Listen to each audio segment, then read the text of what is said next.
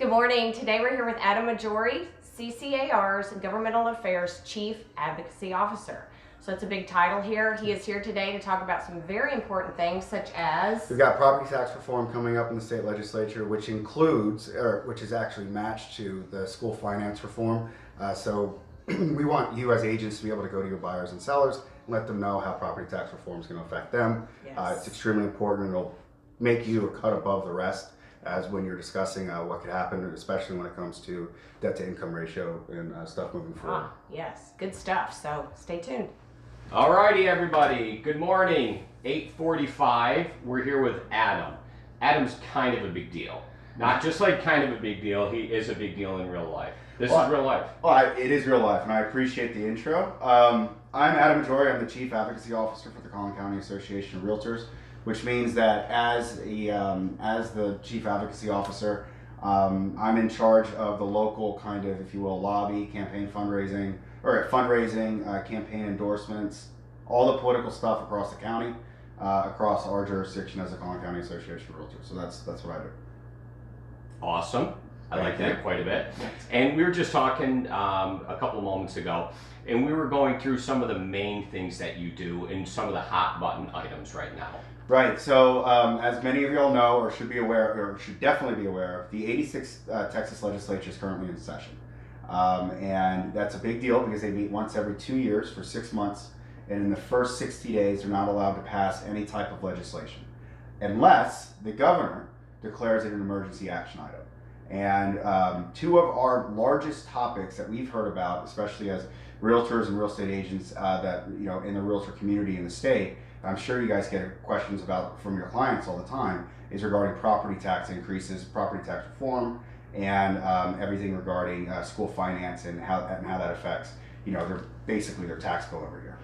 So the governor declared both property tax reform and school finance reform as emergency action items, which means that the Texas legislature is currently discussing them as we speak.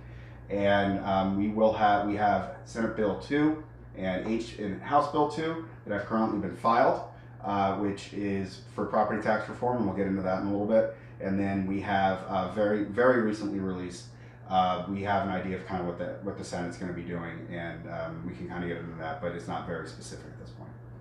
Wow, that's impressive. So a lot of those things that you started to talk about, I wasn't ultimately aware of. I didn't know how often they met and all those things, and you know what was going on. So that was a really great way to intro and kind of start there. Great. And so let's start with some of the bigger items because we're going to have a couple of topics. So let's list off the topics we want to talk about and make sure we cover them. We have 15 minutes here. So one of them that comes up often to us is PIDs and MUDs and all that. You have a special category you put those in? Yeah, they're essentially assessments or fees or even taxes that you are mandated to pay as a property owner on top of what you consider your normal tax or your taxing entities, such as the normal taxing entities in Texas. We usually, city, county, school district. Those are generally the normal ones, and then you have special ones such as hospital districts, some other smaller ones like that. Then you have other things such as fees and assessments that can take place based off of PIDs, PUDs, and MUDs. They're all a little different. A PUD is planned unit development, and a planned unit development, think of like kind of the common areas that you have in an HOA, a very large HOA. And what you want is a planned unit development. The most important thing about that is that it's an actual assessment it's an actual fee that takes place over the life that's attached with the property. So it will never phase out, okay? And that's an important distinction, and it must be required by the HOA. So in other words, you need to check your restrictive covenants. If you're representing a buyer, you need to check the restrictive covenants to see if there's a PUD fee, which would essentially be money that they're paying on top of what their mortgage and insurance would normally be. That's an extremely important thing to look out for because it varies from HOA to HOA, and it's just an additional, I guess, basically at the bottom line of what your buyer is paying, it goes to the bottom line, which means that your mortgage company as well, whoever your mortgage lender will be, is actually going to have to look at that as well to basically figure out their debt to income ratio. Yeah, we just had that come up a couple of times recently. It's just like a sharp stick in the side. Yeah. You know, just like whoa, didn't see that coming. I was thinking about this. Yep. Now I have that, and they're paid at different times. So that's one item, and as an action item. So these are super important things, the big ones that you're talking about now. The campaign finances, the two items you just covered. And those are super important. This one will fall in under that, so I don't want to give it more time now. Okay. But I do think it's something that maybe you guys look at because they're growing. They are growing. And how often they happen.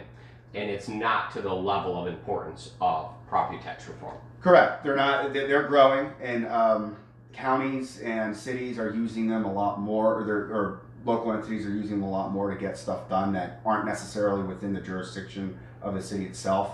They'll allow them to almost operate as like limited smaller governments, for especially when it comes to like other things like municipal issue, or I'm sorry, municipal utility districts, which are essentially like sewers and utility issues or utility things that the city is not necessarily paying for. Right. You get feed on that as well. Yeah. So we'll get to that in a little if we get there. But but again, as you said, that they're the lower end of what most of your property tax actually comes from. Yep. So talk about the big ones. So let's talk with the biggest dollar one that affects the homeowner. School finance. It's all school districts. Okay. Your school property tax is by far the highest. Generally speaking, it takes up to between about 63 to 72% across Texas. That's about what your total property tax bill is made up of, which is school finance or school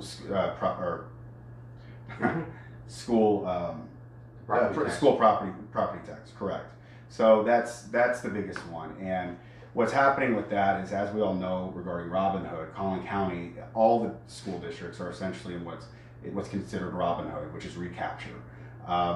And what that means is even though your property tax is increasing when it comes to school property tax side on the revenue part for the school districts, it doesn't necessarily mean that money's staying here locally, going back to our school districts. A lot of it gets kicked back to Austin, and it sits there and gets redistributed to other poorer school districts, if you will, school districts that don't have as much income or as much money to spend per pupil as they do up here in Collin County. Now that becomes a huge problem because, as everybody knows, when your property tax increases, regardless of what taxing jurisdiction it is, one would assume that they were getting more services for the money being increased, right? For the increased revenue. Yes. That's not necessarily the case when it comes to school finance currently, and that's one of the fixes they're trying to make at the state legislature this session. Okay. Yeah, that would be something that's interesting. It always seems wherever there's a plus, there's a minus.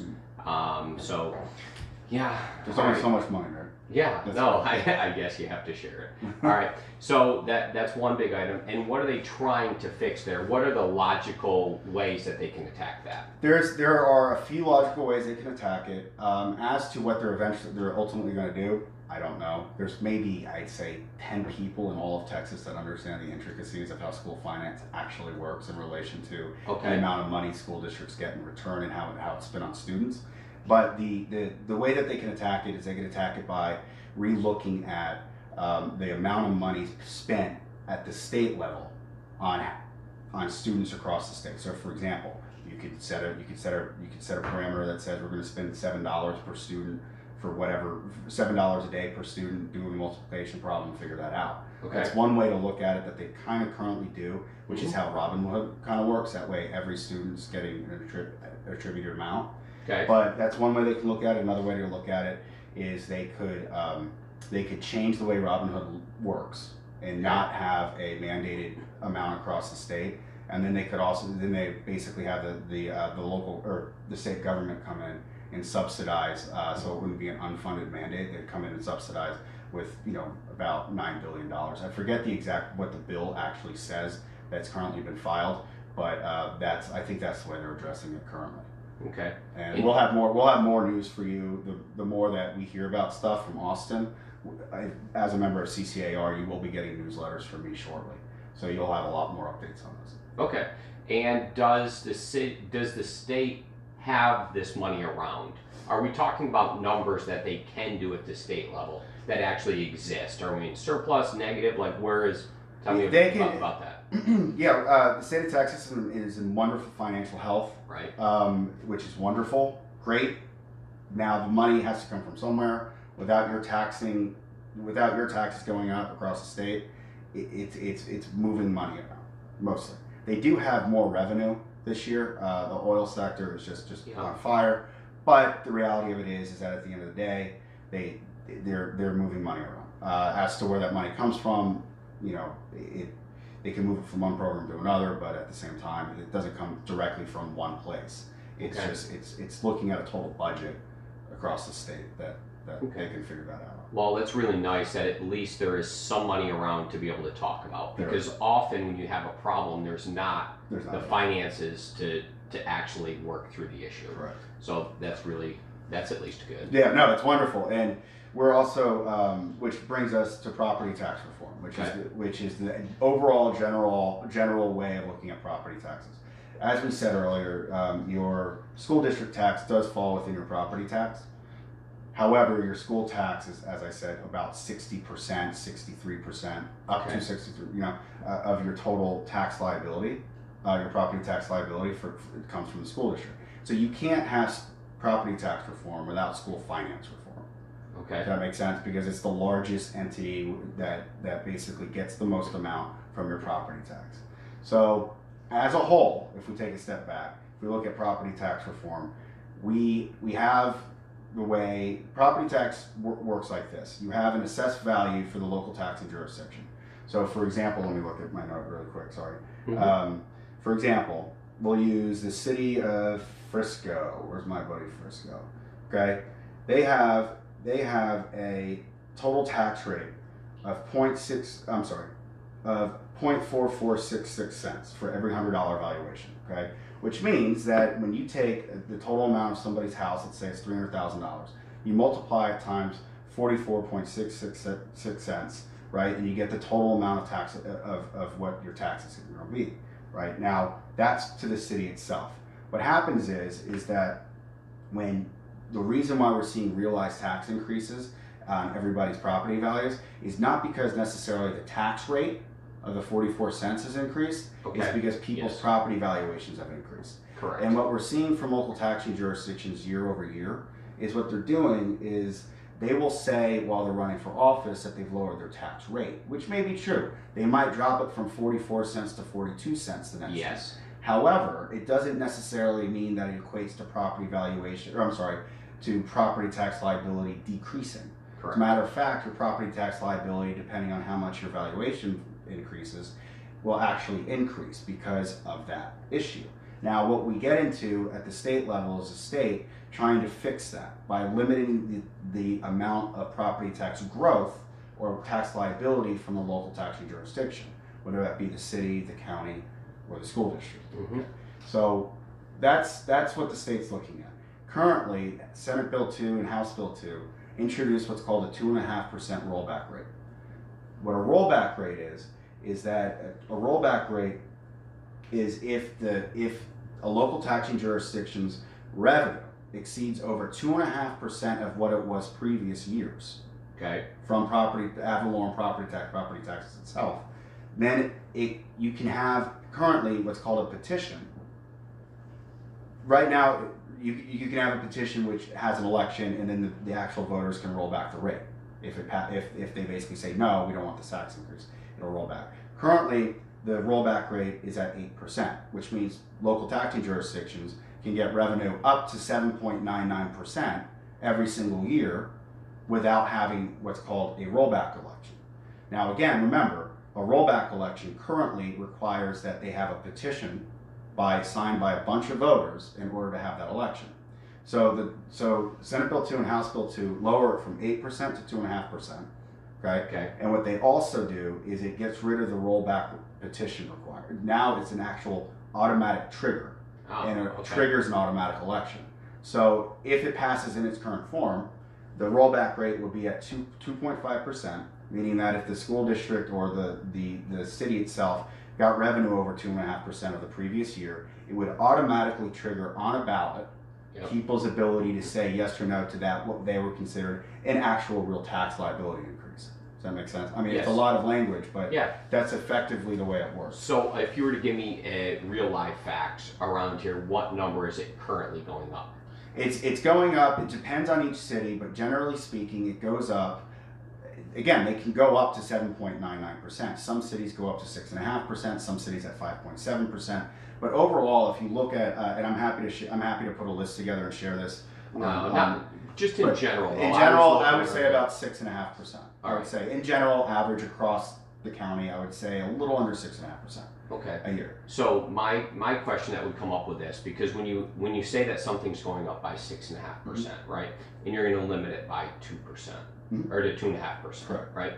It still feels like the problem that you create is you're eventually going to get the money, because what happens is you get me, I cap at 2.5%. We hold an election, it doesn't pass. Well, now we kind of have the surplus that's going to happen next year automatically because we were kind of short. And it's going to you're going to get it the next year and the year after. Right. And eventually, as the economy slows down, that it still has. I see what you're saying. And so this is actually one of the big debates that is currently going on between a lot of the people on the kind of more Republican, like conservative side of the aisle, which is that even if you grant a rollback rate at 2.5%, all you're doing is slowing. Yes, that's what I was. Right. Yeah. It's not necessarily property tax relief; it's reform.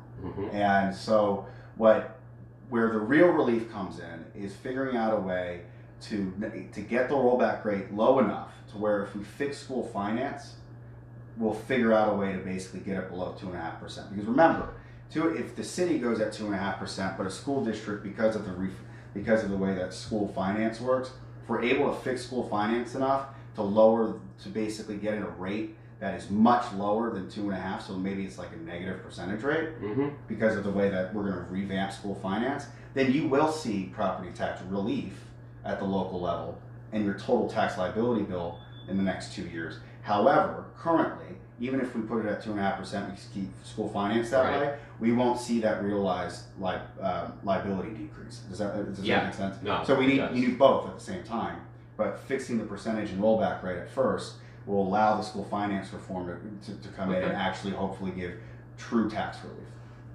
That's the goal of the governor and the legislature currently. Wow, this is kind of crazy. So this is real life politics at work. This is real life politics at work. And it seems like you're actually doing something. Yes, That's amazing. Well, you know what? It's great. They're actually doing something that we're really excited about. The rollback rate, as I said, in Senate Bill 2 and in HB 2 is 2.5%. Now, will it pass at 2.5%? Probably not. We're probably looking more around 4 or something like that. But the reality of it is that back in the 80s it was 5%, and so my point is that we've had it up to 8% for about 30 years now, but if we can even get it lower to 4%, we're happy. Now, what you're going to hear from your local cities, and I know a lot of you probably know a lot of your local city councilmen, the mayors, etc., is that they don't like any type of rollback rate issue talk, because if we lower it to 2.5%, they see it as if it's possible that the city's not going to get the revenue needed for city services. Even though it's a trigger and not a mandate, it doesn't say that they can't go above 2.5%. What they will say is that then we have to pass 2 budgets and we might have to cut city services. Okay, it's a very common argument. They make this argument all the time. So you'll see it from your city, your school district, and that's just the way that they argue, is that we're going to cut city services. And what they really mean is that we're threatening to cut police and fire. And my argument's always, why is the first thing, why is the last thing to budget in police and fire? Yeah. So why not cut Parks and Recs or something like that? Not safety issues, But anyways, so if you guys hear anything from your councilman, just let me know. I'm happy to talk to them. Well, I can raise my hand and tell them there's a couple of things they could do. Like every time I go by Baucus Park, the lights are on at 10 o'clock at night. It's 25 degrees out. They have every single light in the whole place on. I'll give them some budget items to work on there and save some money. Then you can still have police and fire and a 2.5% rollback with a trigger. All right. There you go. All right. So we'll do that. Well, thank you very much. That was amazing. It's truly an honor for us to have you here. And I appreciate it, and I'd love to come back on. I hope I helped. If you all have any feedback, give me a shout. I very much appreciate if you have any questions, I'll answer them. Well, if you have a question, you can put them in the chat here I should offer that up here a little bit earlier, but if you guys have any questions, I just wanted to check that. Shauna, do you have anything real quick? No. All right, so I'm going to dismiss everybody here. We kept you a couple minutes longer than normal because it was such a good topic. But what we'll do is maybe you and I can just talk for a couple more minutes. Absolutely. We'll keep recording it, but everyone can go get to work and do the things you're supposed to do. So today, weather is, we had a great weekend, and you probably had a lot of people that you went out and met with. It would be important now that you met, you talked, you did all those interactions, that we did all the work in the office to get that accomplished, to get that completed and cemented. So take the time on the computer this morning and go ahead and meet some new people and get in sync and do your calling this morning. Thank you very much, guys. Have a great day. All right, Shauna, did you have any other questions for him? You can come over and sit here and you guys can just talk for a minute, and we'll keep recording it, but it seems like it's... Yeah, thanks, Mike. That was good. I think it is really good. I mean, we covered. Yeah, it's a complicated issue because what happens is that people don't really see any result, and they're not going to see it come the 2019 taxes or their 2019 property taxes. They'll see it come 2020. So it's going to be lagged. No matter what the session does, it's not until the 2020 budget. Does that make sense? Yeah. So it's a. But this is my point that's going on behind the scenes, that we're out there every day, you know, selling and meeting clients, but this is a part nobody talks about. But it's super important. And we're at the forefront. The Texas Association of Realtors was without question at the forefront of this issue. They're one of the reasons. They're the driving force behind a lot of the language, and that's why I invest in TreeVet. Well, so that was a bigger thing. So we were talking about that in the beginning, and we've done all types of things. Is we talked about you know, you first start and you're like, oh, it's an extra fee on there. I don't want to pay this, right? And then eventually you start to see the other side, and then you're like, oh, okay, we should donate a little bit. Now we're like, and this makes a difference. Yeah, now it's like, well, in fact, we went so far as to, we weren't sure about this, we were considering in our policies and procedures manual putting in a mandate that everyone has to, you know, donate, which we can't do. You can't do a mandate. But we strongly encourage the donation, and we say why. Yeah. Right? And I'm happy to put that language together for you if you'd like. Well, we heavily encourage it. We already heavily encourage it. We stop short of. If you have something that you could put together, that's. I mean, the issue currently is basically we have so many. You know, there's 24 committees at CCAR. 24. That's what we talk. And so one of the things that happens is a lot of the communication gets backed up, not on purpose, just because it's just a pure amount of information coming from the local association. And what we're trying to do is we're trying to figure out a way to streamline some of the communications, especially when it comes to some of the bigger standing committees like Government Affairs and TreePat. And that's one of the things that I want to do is have more of like something that our brokers can just grab. Well, I think something similar to how we log it and you can see it. You know what I mean? You get into these things where it's easy to see and understand. People can't come to all these, and it's a lot people of don't read. People. There's a lot to it. I agree. We have a blog currently that we communications department hired somebody that's running a blog now. So you'll see a lot more stuff from my department on the blog. Good. But I want to do something is like cater, as you said, almost like a portal, but where the brokers have their own resources that you guys can share. I mean, we need it. Right. Because if it comes from y'all, it's so much better than coming from us. So, but we'll definitely work on that. And the things that we get, we share on a regular basis. So like Kip just sent an email. I saw him come across with something that he had to share. Okay. So what we do is on a daily basis, we do this for 15 minutes. And then like tomorrow, I'll share some hot button item that comes up. So if any item that you send us, right, then we take that copy and paste and put it in. We talk about it for, for 5 minutes. Perfect. Okay. Yeah, that's great. So the things, yes, it does kind of help in it. Yeah, that's awesome. Yeah. So investment-wise in TreePack, you had a conversation with, I can't remember his name, down in Austin, and he said there was some way that you could invest and go from where we're at to the Sterling level. I don't know. Okay, so you've got, oh my God, don't test me on the level. So she did she did 1,000 last year. Right. And then, so you're Sterling, then you can go to Golden and then Crystal. and then platinum. Maybe it was platinum. Platinum, I think, is 5,000. No, it was Sterling. It was the next one He because said something about 2,000. You get a trip. Yeah, that's like, President whoa. Circle. It's sustaining. It's 2,000. You get invited to go. It's a President Circle. Anybody across the country, because there's like 1.3 million realtors. There's only maybe 4,000, I think, President Circle members, and they're the ones that are very politically involved. And I forget the exact level, but what President Circle is it's the select few that get to go to the President Circle trip. This year it was in California, and it was wonderful. They had a great time. Great speakers, and one of the things that you can do, unlike when you just invest in TreePack, when you invest in TreePack, it's up to the committees like the government CCAR's TreePack and Government Affairs Committee to figure out where the money's going based off of candidate interviews. Right. If you're at President Circle, you get to decide if you want to give your full amount of investment to either party or to certain politicians across the country. So you have more control over. You have a lot more control over where your money is. So that's interesting. so if you're a political junkie, that's something that's really cool because it's not just going to the PAC, you're directing the PAC money. So it's kind of a different spin on it. Now, is the money probably going to go there anyways, and they're just like earmarking that, you know? I mean, what in your happens name. if you don't? Oh, correct. Okay. So it's like all the people that you'd be able to choose from are technically champions of our federal causes. So they're champions of like mortgage interest deduction, state and local property tax deduction, capital gains exemptions, like-kind exchanges, EB-5s, stuff like that. And they are the ones that on a select list that you would be able to attribute your investment to. So Okay. so it's pretty. They're all private property rights and home ownership driven, and that's the idea. Well, I think it was Adam that got us to major investor level. Oh wow, it was me. Yeah. Well, good. I appreciate it. Thanks for investing in your community. Okay. Like you're gonna do this, right? I'm like, oh. Yeah. Sure.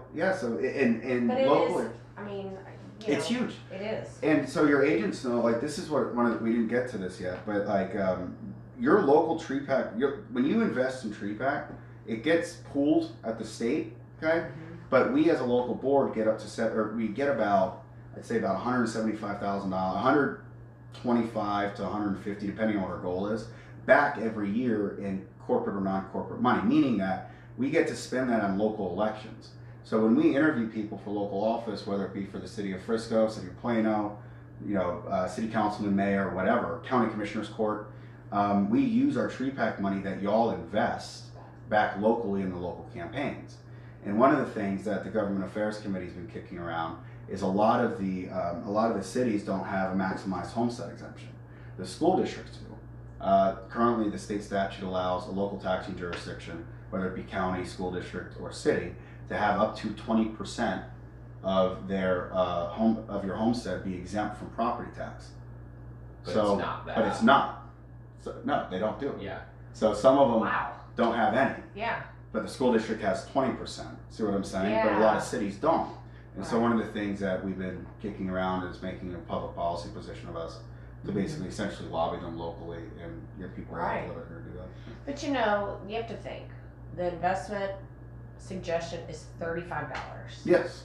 $35. All of these things, is this something we need to be thinking about? Or no, nobody has time for that. No. And half the time you could, and we don't understand that. That's not what we need to know enough, but we need to invest $35 and let that be happening on our behalf. Your $35 investment goes It's crazy. A year? goes so far, and it allows all the stuff that you guys have to cross every day, any contracts and basically closing documents, anything from HUD all the way down to property tax issues, right?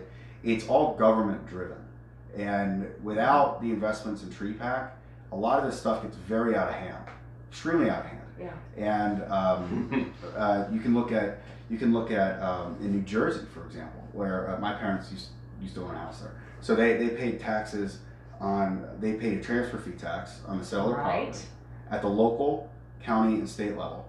They paid a millionaire's tax on because the house was worth over $1 million, and they paid a tax on that. So you're sitting there and you're thinking, and you wonder why why a lot of real estate gets artificially inflated in value. Exactly. Right. It's because people are making up in all these taxes. Yeah.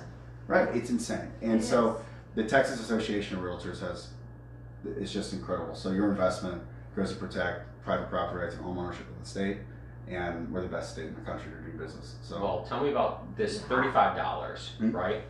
I don't know. We've been licensed for a long period of time, and it seems like the $35 has been a number for way too long. I don't know anything else. Like a hamburger wasn't the same price when it first okay, fair. That's a good point. So when I started, it would be, so I've been at the association for almost 6.5 years, and it's been $35 ever since I started. Yeah. Right. I know that some associations have increased the Texas Association of Realtors fair share is 35. Some local boards have increased their fair share from 35 to 45, and that's a local. Right. That's a local question. I'm happy to have that discussion with our TREPAC membership, but the Texas Association, based off of the way that they attribute our percentage of participation, meaning if you take all of our membership we have like 10,000 members, let's say, approximately, and you literally just divide how many people invested in it up to that 10,000, and you figure out what our participation percentage is. So my point is, if we increase it to 45, our participation might drop, and we might not win as many awards.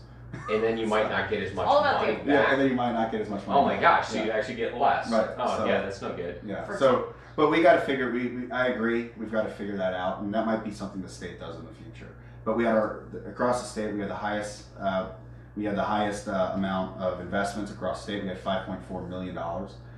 David Allen Cox, who's our current president at CCAR, was the TREPAC chairman of the Texas Association of Realtors PAC last year. So he did a wonderful job at that. We won percent over goal, meaning that we raised the most amount of money over goal of what we were mandated to raise in the state, and we also finished second in participation amongst large boards. And then I think we've won.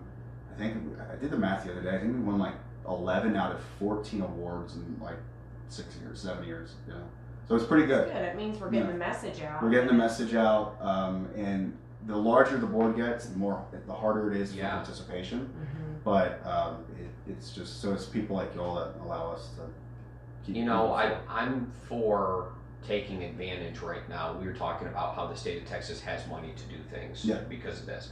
Well, right now we have a lot of agents, right?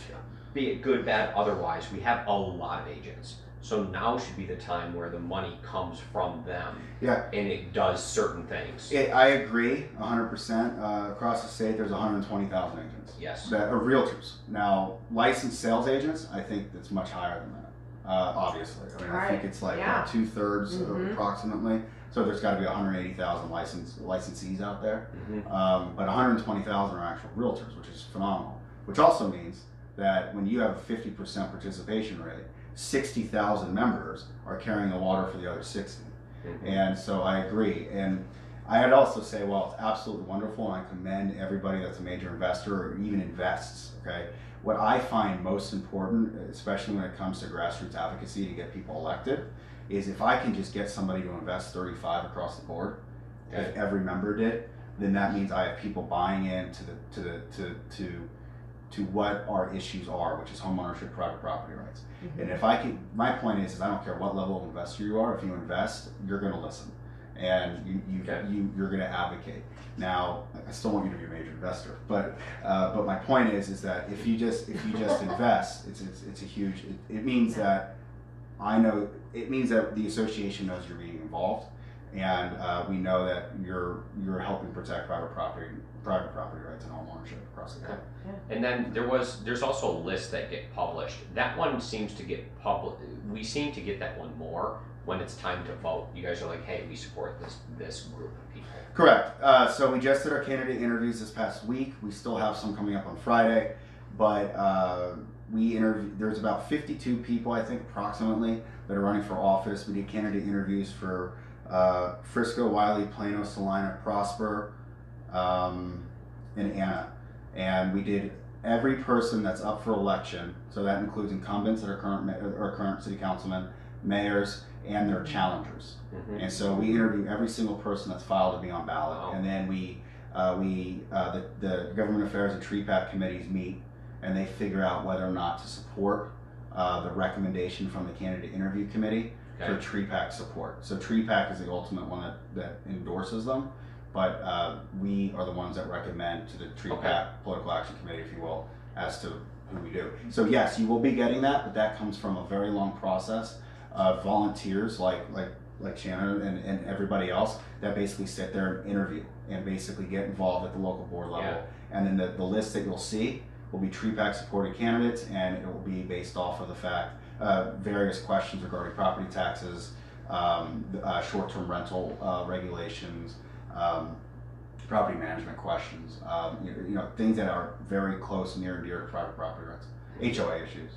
You know, but you do a great job of getting that distributed to more people. So whatever the mechanism how you push that out, that seems to get to more people. I know about that one, and I virtually know about nothing that you guys do, except that's one piece that's good advice. All right, you know what I mean? That's great advice. So I need to talk to our communications department about that. As I was saying earlier, we're really trying to figure out a new way to develop this. And we should have a government affairs and tree pack own communication channel. It's in the CCAR strategic plan to be done this year. We should have it hopefully up and running by election time. Yeah.